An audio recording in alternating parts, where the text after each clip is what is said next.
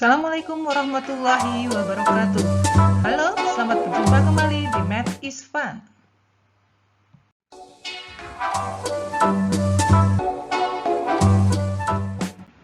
Video kali ini kita akan membahas mengenai bagaimana cara membuat tabel distribusi frekuensi, yaitu data dalam bentuk data kelompok. Sebelum membuat tabel distribusi frekuensi, kita harus tahu dulu istilah-istilah pada tabel distribusi frekuensi. Di sini diberikan contoh tabel distribusi frekuensi yang terdiri dari 7 kelas. Jadi ciri-cirinya adalah ada 2 kolom, di mana kolom pertama untuk nilai, kolom yang kedua untuk frekuensi. Nilai di sini dalam bentuk interval. Ya, jadi tabel distribusi frekuensi itu ciri-cirinya adalah ada interval di sini ya. Di kelas pertama intervalnya adalah 35 sampai 41 dan selanjutnya. Jadi di sini kita lihat ada banyaknya kelas pada tabel distribusi frekuensi ini sebanyak 7 ya. Kemudian ada istilah yang namanya batas bawah dan batas atas kelas. Nah, yang dimaksud dengan batas bawah itu adalah kita lihat di kelas pertama. Intervalnya dari 35 sampai 41. Nah, 35 ini adalah batas bawah kelas ke-1 atau disingkat BB1. Kemudian kalau 41 adalah batas atas kelas ke-1 atau disingkat BA1. Istilah lain di sini ada yang namanya tepi bawah dan tepi atas kelas. Nah, rumusnya seperti ini. Tepi bawah kelas didapat dari batas bawah dikurangi 0,5. Tapi kalau tepi atas kelas, batas atasnya yang ditambah 0,5.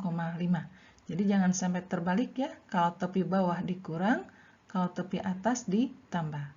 Contohnya, di sini tepi bawah kelas ke-1 nilainya adalah 34,5. Itu didapat dari batas bawah kelas ke-1 yaitu 35 dikurang 0,5. Jadi hasilnya 34,5. Selanjutnya, tepi bawah kelas kedua itu adalah 42 dikurangi 0,5 didapat 41,5.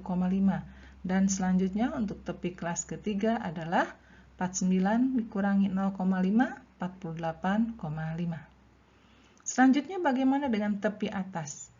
Ingat, tepi atas harus ditambah 0,5. Berarti kelas ke-1 adalah 41, jadi tepi atas itu didapat dari batas atas kelas 41 ditambah 0,5. Berarti 41,5. Kelas kedua berarti 48,5 dan kelas ketiga 55,5. Kita lanjutkan sekarang bagaimana kalau tepi bawah kelas ke-6 hasilnya berapa? Kelas ke-6 berarti di sini. Tepi bawahnya 70. 70 dikurangi 0,5 berarti 69,5. Kemudian bagaimana dengan tepi bawah kelas ke-7? Kelas ke-7 ini. Batas bawahnya 77 dikurangi 0,5 berarti 76,5. Dan selanjutnya. Silakan tentukan dulu ini tepi atas kelas ke-5 hasilnya berapa? Ya, hasilnya adalah 69,5. Tepi atas kelas ke-6 hasilnya berapa? 76,5. Dan selanjutnya. Nah, kemudian bisa kita simpulkan bahwa tepi bawah kelas ke-4 itu sama dengan tepi atas kelas ke-berapa? Kita lihat di sini.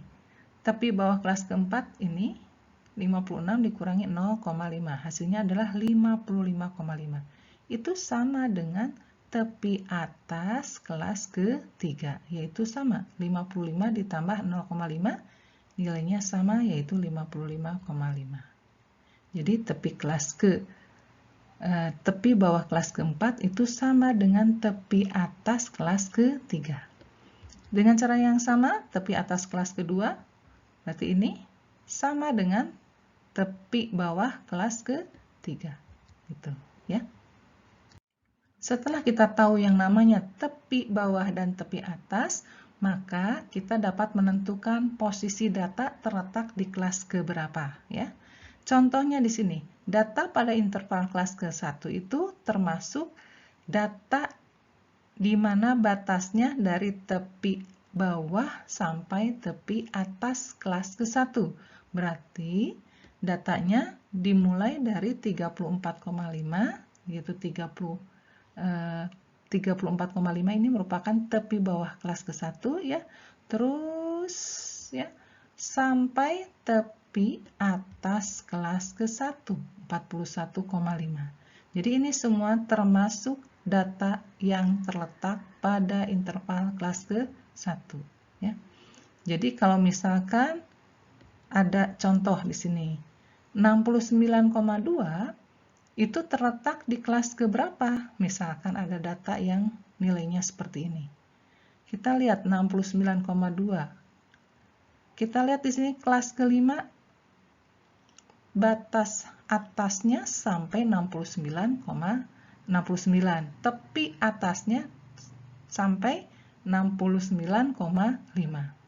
Berarti 69,2 terletak di kelas ke 1, 2, 3, 4, 5 ya. Terletak di kelas ke-5 karena masih kecil, lebih kecil dibandingkan dengan tepi atas kelas ke-5 itu ya. Kemudian bagaimana dengan 55,4? Kita lihat di sini. 55,4. 55,4 masih termasuk kelas ke-3. Karena kalau 55,6 sudah masuk ke sini. 55,7 sudah masuk ke kelas ke-4 ya. Tapi 55,4 masih di kelas ke-3. Selanjutnya 76,6 juga masuk ke kelas ke-7. Mengapa?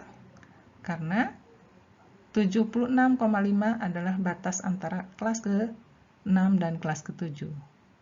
76,6 itu lebih besar daripada tepi atas kelas ke-6, berarti sudah masuk ke kelas ke-7. 58,6 terletak di kelas keberapa? 58,6 jelas nilainya di antara ini, di antara interval ini. Berarti ini masuk ke kelas ke-4 ya. Ada istilah yang namanya panjang kelas. Panjang kelas itu adalah banyaknya data yang ada di interval kelas. Jadi cara menghitung panjang kelas itu beragam ya. Yang pertama, caranya adalah seperti ini. Kita hitung dengan cara menghitung satu persatu data pada interval kelas tersebut. Kelas ke-1, intervalnya dari 35 sampai 41. Berarti datanya adalah seperti ini. Dari 35 sampai 41, kita hitung ada berapa? 1, 2, 3, 4, 5, 6, 7. Ada 7 data. Artinya panjang kelasnya di kelas pertama adalah 7.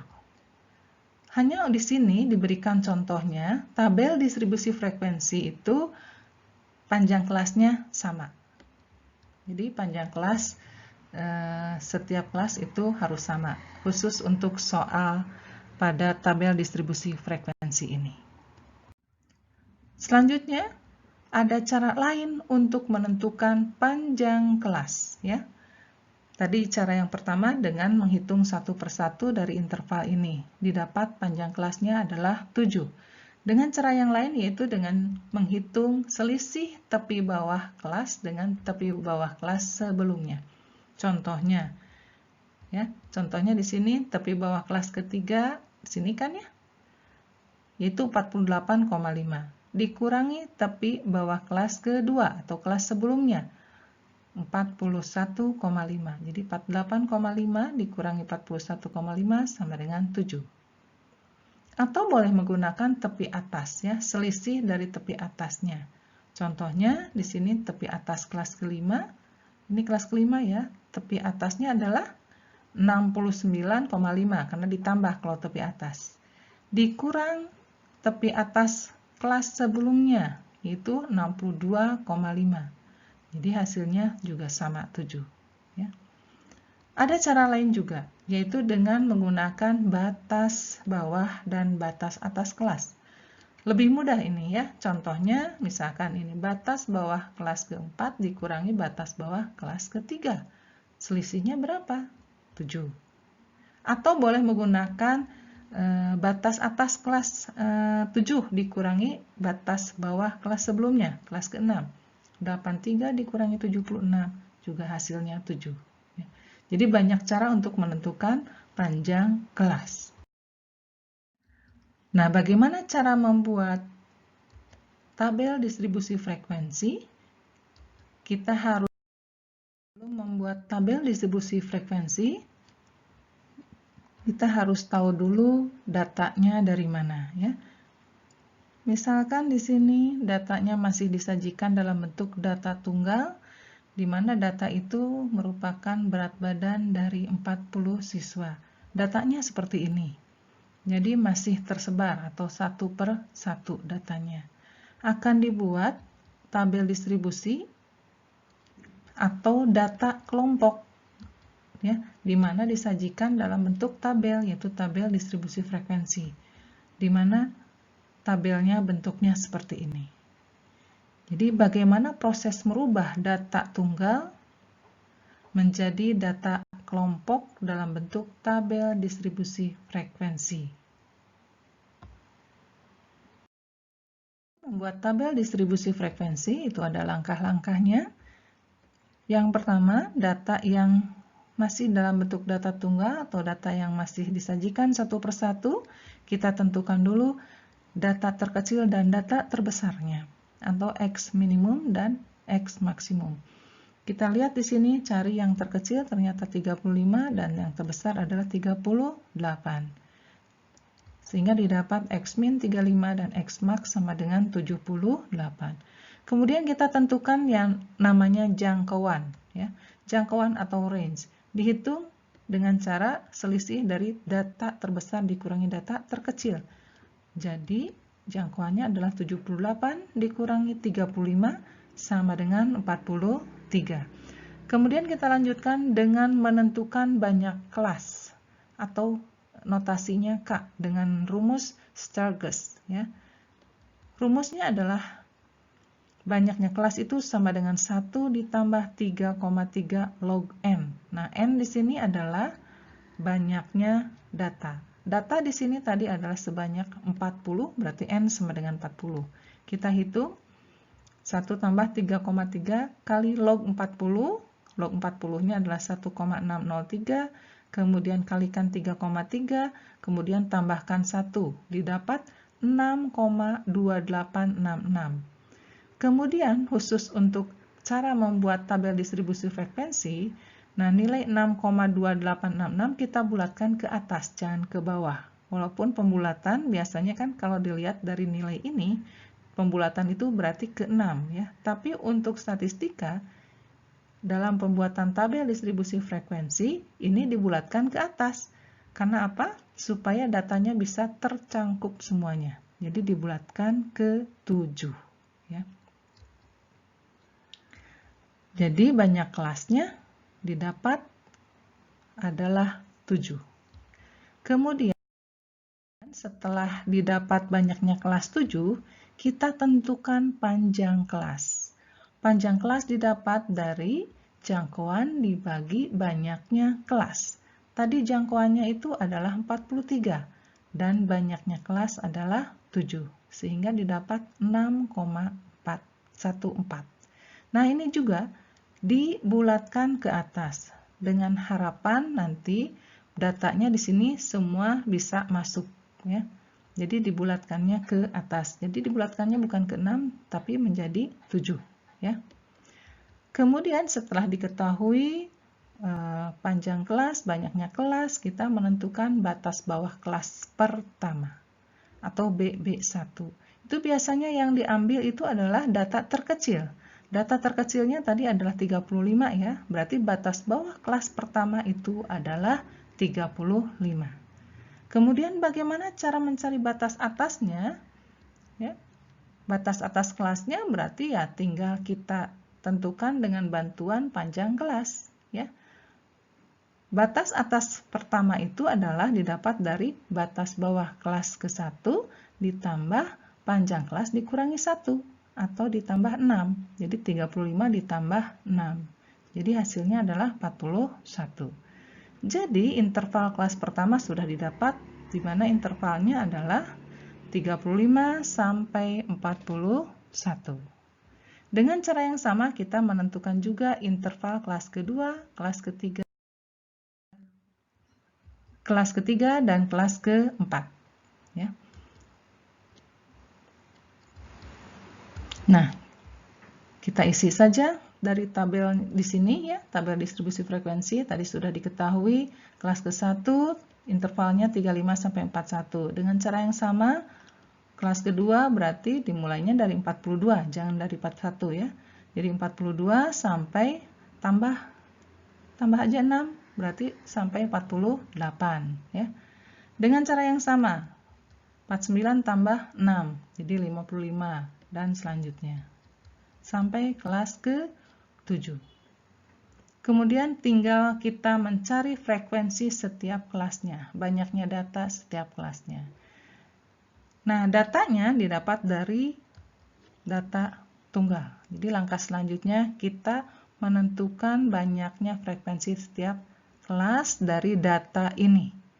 Kita gunakan dengan bantuan turus ya. Turus itu artinya menghitung satu persatu dimasukkan ke sini sesuai dengan nilai dari data ini ya. Sesuai nih masuk ke kelas mana. Kita coba 39. 39 itu berarti data kelas ke-1 yaitu di antara 35 sampai 41 ya. Jadi tuliskan di sini 1 ya. Kemudian 78 berarti masuk ke kelas ke-7, tuliskan di sini. Dan selanjutnya ya 42 berarti masuk ke kelas kedua gitu ya. Dan lanjut. Selanjutnya sampai didapat datanya seperti ini. Begitu.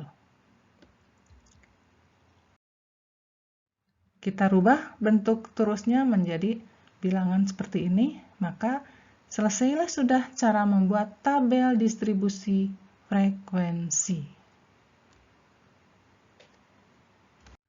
Demikian penjelasan bagaimana cara membuat tabel distribusi frekuensi.